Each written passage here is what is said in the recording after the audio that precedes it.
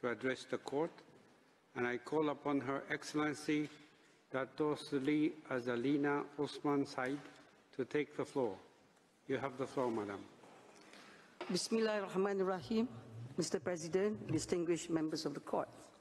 It is an honor for Malaysia to appear again before the court in these advisory proceedings, yet it is a somber honor. We come not merely as a member of the United Nations, but as a voice echoing the pain of a people whose rights, homes and future are being dismantled before the eyes of the world. The question before the court is a grave one. What are the obligations of an occupying power and of a member of the United Nations that continues without regard for international law or human decency to obstruct, undermine and dismantle the very systems built to preserve human life and dignity in the occupied Palestinian territory? A little over a year ago, Malaysia was addressing the court on the policies and practices of Israel in the OPT. Unfortunately, the situation in the OPT has deteriorated even further since that day in February 2024. What was then widespread devastation has now evolved into openly declared, brutally enforced, and tragically ignored outright displacement and destruction. In the last few weeks, we have witnessed not only a renewed offensive against the Palestinian population in the Gaza Strip and the West Bank, but also statements by senior Israel officials that leave no doubt Israel's intention is to bring about the ultimate denial of the Palestinian people's right to self-determination through their eventual displacement and elimination. Just in these last few weeks, Israel Defense Minister Katz has on 2 occasions admitted openly that the target of Israel operation is in the civilian population of Gaza. I'm sorry to interrupt you, but could you please speak more slowly? Yes, to of course. interpretation. I will try, Mr. President. On 19 March, Katz addressed a final warning to the residents of Gaza. The Air Force strikes against Hamas, he said, were just the first step. It will become much more difficult, and you, the residents of Gaza, will pay the full price. Katz continued, return the hostages and remove Hamas, and other options will open for you, including leaving for other places in the world for those who want to. The alternative is absolute destruction. Again on 2nd April, Katz posted on Twitter X, the goal of Operation Strength and Sword is first and foremost to increase pressure for the release of all hostages. But the goal is not to increase the pressure just on Hamas, Mr. President. According to Minister Katz, the goal is to increase the pressure also on the population in Gaza. Katz finished his post by calling on the residents of Gaza to act now to remove Hamas and return all the hostages. This is the only way to end the war. Threatening the civilian population of Gaza with destruction unless they remove Hamas and return the hostages, an objective that even Israel, with all its military might, has not even come close to achieving in over a year and a half of merciless killing and maiming. This demonstrates Israel's intention is in no uncertain terms. Israel's allies themselves confirmed this before Israel's violation of ceasefire, when they stated in February that Gaza is hell, a pure demolition site, and not a place for people to be living. According to such Israel allies, Palestinians have experienced nothing but death and destruction, and their return to Gaza is a guarantee that they are going to end up dying. What more is there to be said as to the objective that Israel is pursuing, Mr. President? Even before it shattered the ceasefire and renewed its offensive on 18 March, Israel imposed a total blockage on the humanitarian relief destined for Gaza, closing all border crossings and completely cutting off the electricity supply into the Strip. The stated aim of these unlawful and inhuman measures was to exert pressure on Hamas to accept changes to the already agreed upon ceasefire. This demonstrates Israel's control as an occupying power over life and death in the Strip. It also brings the subject matter of the request for an advisory opinion currently before your court into sharp relief. These Israel measures have been taken following Israel's passage of legislation purporting to ban the operation of the United Nations Relief and Works Agency for Palestinian refugees in Near East, both in Israel and in the occupied Palestinian territory. Malaysia is saddened, but unfortunately not surprised. To add all this has been happening is the face of provisional measure orders handed down by the court in case brought by South Africa against Israel, and in the face of the advisory opinion of 19 July 2024. It is typical of Israel to ignore its international obligations and the decision of this court, the principal judicial organ of the United Nations. And yet, we are here to try and to get some clarity on the obligations of Israel as an occupying power and as a member of the United Nations as this relate to the OPT. The authoritative statements of these obligations by the court will greatly assist the General Assembly in its effort to bring to an end, in accordance with the court's advisory opinion, as mentioned, Israel's unlawful occupation of the OPT. Malaysia's submission today is straightforward. It builds upon its submission and the court's advisory opinion of 2024. It can be essentially distilled into the following arguments. 1. The obligations of Israel as an occupying power, as they have been detailed in the Malaysian's written statement as they will be summarized in our presentation today, are established to accord protection to a people under foreign occupation. Second, the obligation of Israel as a member of the United Nations are established in pursuit of the organization's purpose to develop friendly relations among nations based on respect for the principle of equal rights and self-determination. Third, the recent policies and practices of Israel, especially with respect to UNRWA, do not only constitute violations of its obligation as an occupying power and as a member of the United Nations. Rather, taken together, they are also in serious breach of each of the four aspects of the right to self-determination of the Palestinian people. As these were detailed by the court in its advisory opinion of 19 July 2024, in this presentation, we will first deal briefly with the court's jurisdiction and its discretion to respond to the request of the General Assembly. In the third part of our presentation, we will summarize what Malaysia submits are the obligations of Israel as the occupying power and a member of the United Nations in relation to the OPT, especially with respect to the operation of UNRWA. In the final part of our presentation, we will demonstrate how the policies and practices of Israel in this respect not only violate the obligations that we have summarized, but constitute a grave breach of the right of the Palestinian people to self-determination. Mr. President, members of the court, allow me to be brief when it comes to your jurisdiction and the exercise of your discretion in the present request for an advisory opinion. With respect to jurisdiction, it appears obvious to Malaysia that the General Assembly is competent to submit this request, and that the request for the court to give its opinion on a legal question. In particular, the question is for the court to set out the obligations of a state under international law in a particular context. It is thus a question framed in terms of law and raising problems of international law, thereby being, by its very nature, susceptible to a reply based on law. As regards the court's discretion, it is Malaysia's submission that there are no compelling reasons for the court to decline the exercise of its jurisdiction in the instance. There are no such reasons anymore than there were in the Wall opinion, or indeed in the opinion of 19 July 2024, of which this request can be seen as an extension. What led to this request is indeed the adoption of Israel's policy and practices in the OPT, as this relate to the UN, other international organizations, and the third state. What is more, the purportedly compelling reasons invoked by some states in their written statements, such as the Eastern Karelia Principle, the alleged insufficiency of factual information before the court, and the complexity of the situation in the Middle East, have been pleaded before this court time and time again in similar circumstances and have been consistently rejected. Malaysia respectfully submit that there is no reason for the court to diverge from this constant jurisprudence. Mr. President, members of the court has already found that the OPT constitutes a single territorial unit, and that Israel has obligation as an occupying power of that whole territorial unit, obligations which are commensurate with the degree of its effective control over it. This effective control is today complete, including over the Gaza Strip, as our introductory references to Israel's total cutting off humanitarian aid and electricity in Gaza have demonstrated. As the occupying power over the whole of OPT, Israel is under a matrix of obligation which emanate from international humanitarian law and international human rights law.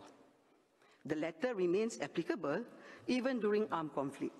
As the court has consistently found, Malaysia will not go through these obligations here. We respectfully refer the court to Malaysia's written statement which set out these obligations in some detail.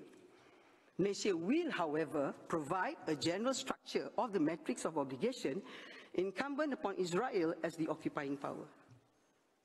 The matrix is construed by relevant provisions, which is the Hague Regulation of 1907, the Fourth Geneva Convention of 1949, and the First Additional Protocol of 1977. These reflect not just international customary law, but intransgressible principles of international customary law Malaysia submits. They are supplemented by obligations under international human rights law. Taken together, these obligations establish that Israel, as the occupying power, must administer the OPT for the benefit of the local population. Israel is under a set of positive obligations to ensure that the civilian population in the OPT is adequately provided with food, water, shelter, clothing, fuel, energy, and generally all the necessities of life, along with educational and health services. In parallel, Israel is under a set of negative obligations not to hinder or interfere with the operation of health and education services or with the operations of humanitarian organizations in the OPT.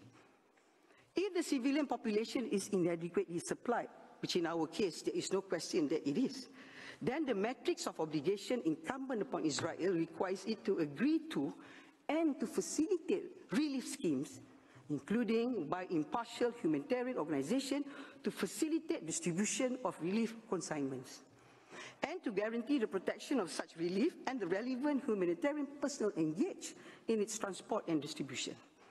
It is Malaysia's submission, Mr. President, that Israel is in clear breach of this whole matrix of obligation of an occupying power.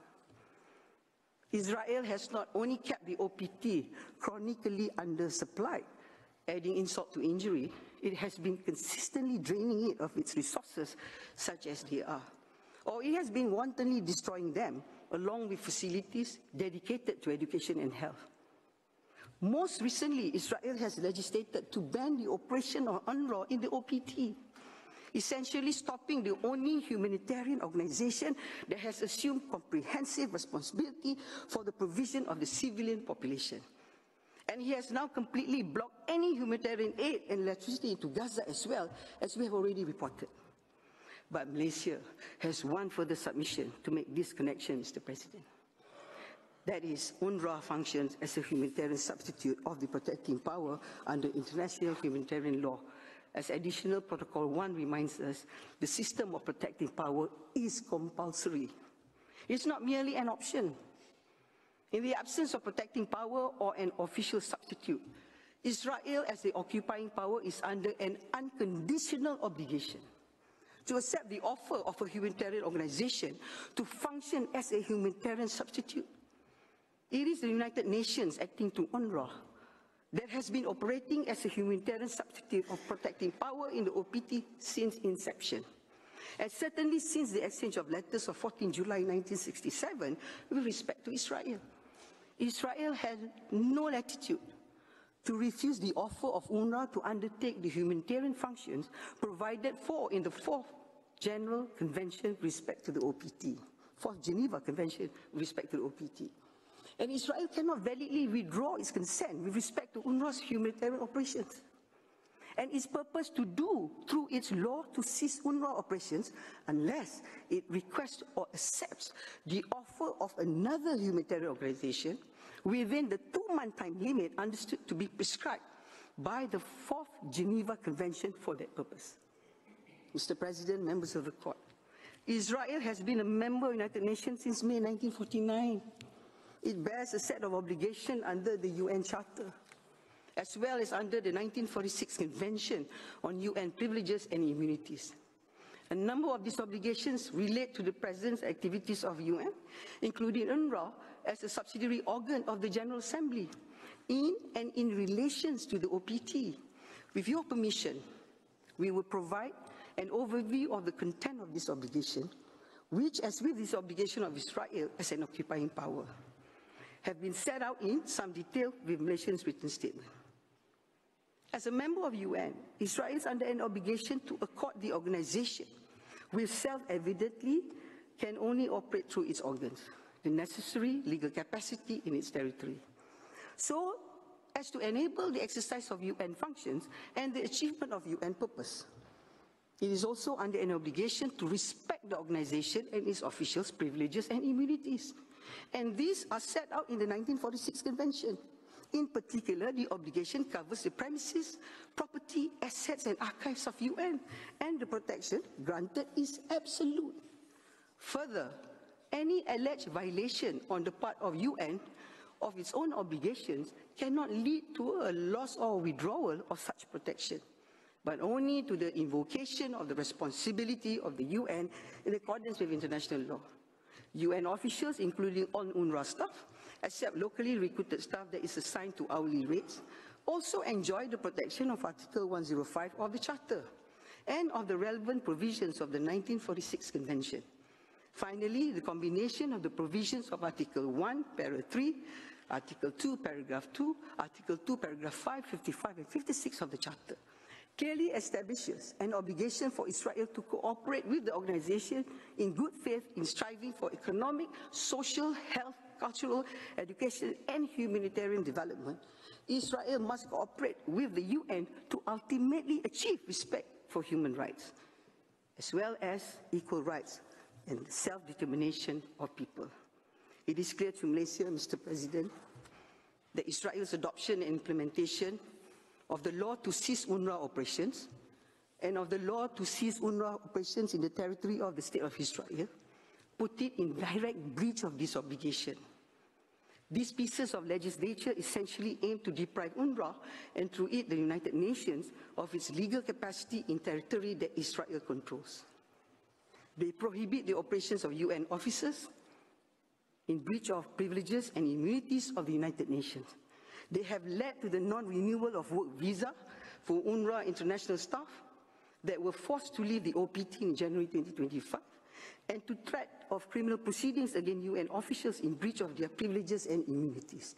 And ultimately, they egregiously violate Israel's obligation to cooperate with the organization in good faith.